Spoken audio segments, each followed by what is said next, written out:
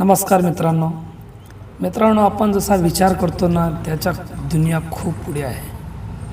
विचार करा मित्रांनो, ज्यांचं उदाहरण आपल्याला पुस्तकामध्ये भेटत होतं, प्रत्येक व्हिडिओमध्ये ज्यांचं उदाहरण दिलं जात होतं, आपले घरचे ज्यांचं उदाहरण देऊन सांगत होते की तो माणूस बघ कसा शून्यातून वर गेला, तो माणूस बघ कसा गरिबीतून वर गेला, तो माणूस बघ कसा संघर्षातून वर गेला.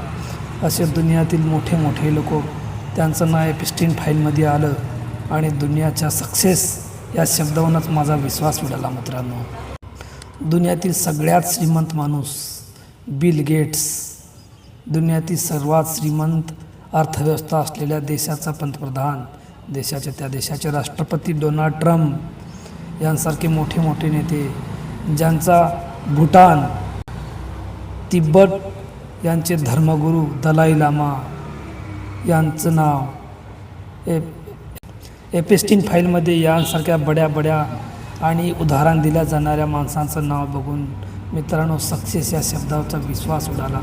आणि कधी असा विचार येत आहे की आमच्या खेड्यातलं जीवन हे सगळ्यात चांगलं जीवन आहे.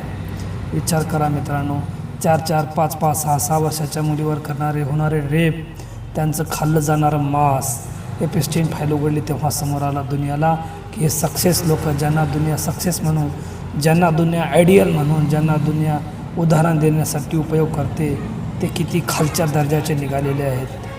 आज जर बिल गेट्सचा पैशाचा विचार केला आणि आज जर डोनाल्ड ट्रम्पच्या पॉवरचा विचार केला तर दुनियामध्ये नंबर 1, सर्व जगामध्ये नंबर 1, एक पैशामध्ये आणि दुसऱ्या पॉवरमध्ये. परंतु त्यांना या गोष्टीची गरज होती का? विचार करा मित्रांनो, जेव्हा एपिस्टीन फाईल उघडली तेव्हा डोक्याला मन सुन्न करणारी बातमी उघडकीस आली आणि मन खूप वाईट वाटलं आणि असं वाटलं की आम्ही त्यांच्यापेक्षा कितीतरी पटीने बरे आहोत. कारण श्रीमंती आणि प्रसिद्धीच्या नादामध्ये तुम्ही कोणत्या थराला चालला आहात विचार करा. आणि हे विचार करून आम्हाला असं वाटलं आम्ही जसे आहोत तसे बरे आहोत. आमच्या खेड्यातलं जीवन हे सगळ्यात चांगलं जीवन आहे. तुम्हाला याबद्दल काय वाटते मित्रांनो? आणि तुम्ही कुठून आहात, खेड्यातून का सिटीमधून, यावर नक्की सांगा कमेंटमध्ये.